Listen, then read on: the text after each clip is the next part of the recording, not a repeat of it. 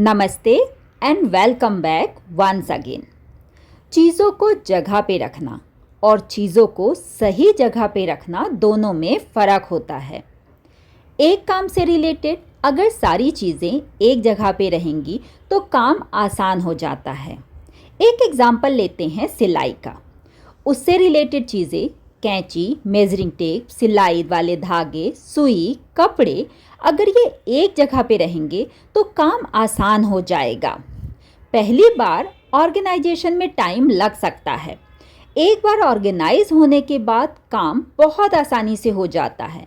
हमें पता है कौन सी चीज़ कहाँ रखनी है, तो बस उठा के उन्हें रखना पड़ता है। ज़्यादा प्लानिंग और सोचने की ज़रूरत नहीं पड़ती।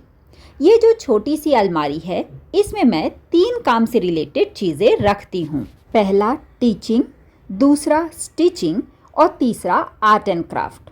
तो मेरे पास जो भी सामान इन तीनों काम से रिलेटेड है, उन सबको मैंने इस टेबल पे इकट्ठा कर लिया है। पूरी अलमारी और उसमें एक ड्रॉर जो है उसको मैंने खाली कर लिया है। सामान इकट्ठा हो जाने से आइडिया आ जाता है कि कितना सामान है और कहाँ पे कौन सी चीज़ रखनी है। सारा सामान एक जगह होने के बावजूद ढूंढना डिफ़िकल्ट हो जाता है अगर उसको प्रॉपर क्लैरिटी के साथ ना रखा जाए। तो बस आज हम यही करने वाले हैं। इस छोटी सी अलमारी के ऊपर मैं अपना टीचिंग बोर्ड रखती हूँ। यहाँ एक ड्रॉर है जिसमें छोटे मोटे सामान आएंगे और अलमारी के अंदर 4 स्लैब हैं। इसको मैं कैसे ऑर्गेनाइज करने वाली हूँ वो हम स्टेप बाय स्टेप देखेंगे। किसी भी स्पेस की ऑर्गेनाइजेशन से पहले क्लीनिंग बहुत ज़रूरी है, क्योंकि सामान रखने के बाद क्लीन करना ऑब्वियसली डिफ़िकल्ट हो जाएगा। लाइनर के लिए मैंने पुरानी कुर्ती यूज़ की है और ऑर्गेनाइज़र के लिए मैंने इस तरह के जो प्लास्टिक बॉक्स होते हैं वो यूज़ किया है। क्लीनिंग के लिए बस सोप वाटर ही स्प्रे करके एक कॉटन कपड़े से अच्छे से वाइप कर दिया है। लाइनिंग के लिए जो हमारे पैकेजिंग मटेरियल आते हैं वही यूज़ करती हूँ।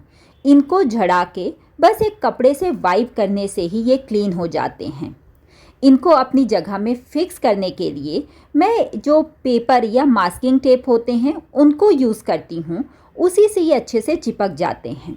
अगर प्लास्टिक टेप यूज़ करेंगे तो फिर ये फटने लग जाते हैं।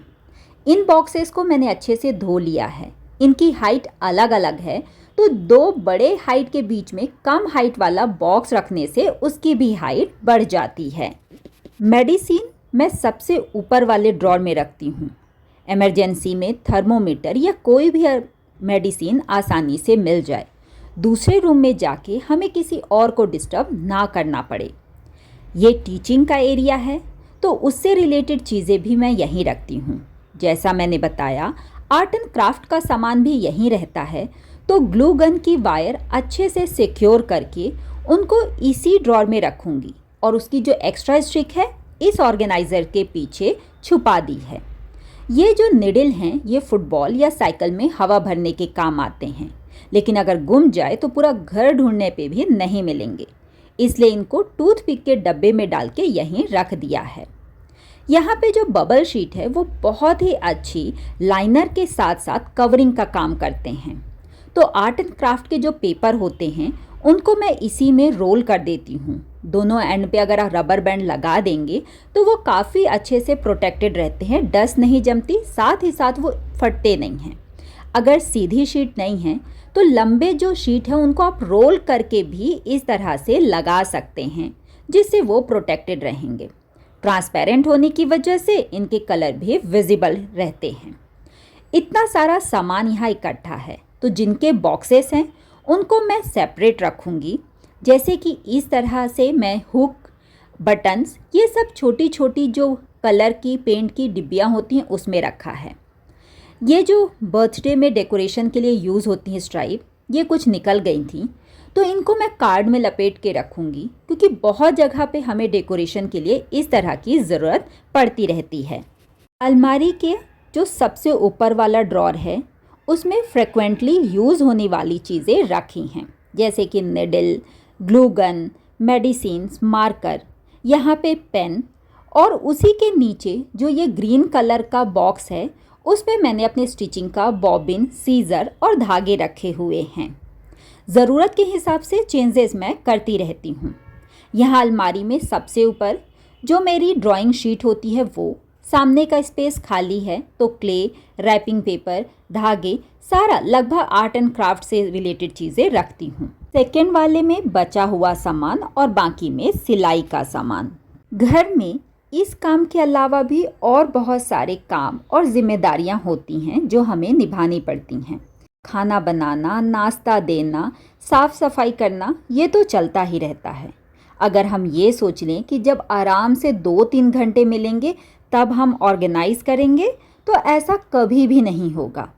अब देखिए, मैं यहाँ पे ऑर्गेनाइज़ कर रही थी, लेकिन बीच में मैं किचन में आ गई क्योंकि मुझे ब्रेकफास्ट बनाना था। बहुत सारी चीज़ें मैंने आप लोगों से सीखी है।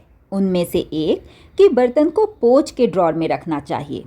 पहले मुझे लगा कि मेरा ड्रॉर तो रस्ट प्रूफ है, लेकिन उसका एक और फ़ायदा है कि जब आप बर्तन पोंछते हैं तो उसमें बर्तन में पानी के दाग नहीं लगते।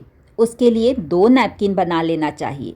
एक से वाइप करें, अगर वो गीली हो गई तो धूप में डाल दीजिए और दूसरी वाली यूज़ कीजिए। मैं अपना काउंटर टॉप लगभग खाली रखती हूँ ताकि 1 गिलास पानी में ही मैं पूरा काउंटर अच्छे से धो सकती हूँ। पानी छिड़क के बस वाइपर से वाइप कर देती हूँ। अगर सामान ज़्यादा रहेगा तो एक एक सामान खिसकाना लगभग इम्पॉसिबल है। यहाँ पे स्नैक्स के जो बॉक्स हैं वो खाली हो गए थे। अब त्योहारों में ये बॉक्स खाली रहें, ये तो नाइंसाफ़ी है। तो जो भी स्नैक्स मैंने घर में बनाए, वैसे इस बार तो मैंने कम ही बनाए हैं, और मार्केट से लाए हुए स्नैक्स से इनको फिल कर दिया है। त्योहार का असली मज़ा तो खाने में ही आता है। इसी बहाने जो ये स्पेस है वो भी डीक्लटर हो जाता है और ये भरे भरे बॉक्स देख के त्योहारों वाली फीलिंग तो आ ही जाती है। जब भी आप स्नैक्स नया भरें तो उन बॉक्स को एक बार धो लें या एटलीस्ट वाइप तो ज़रूर कर दें। जो मॉड्यूलर किचन का कंसेप्ट है वो यही कहता है कि काउंटर टॉप पे सामान ज़्यादा ना रहे। कुछ लोग इसको बहुत सारा डेकोरेट करके रखते हैं, लेकिन मुझे खाली ज़्यादा पसंद है।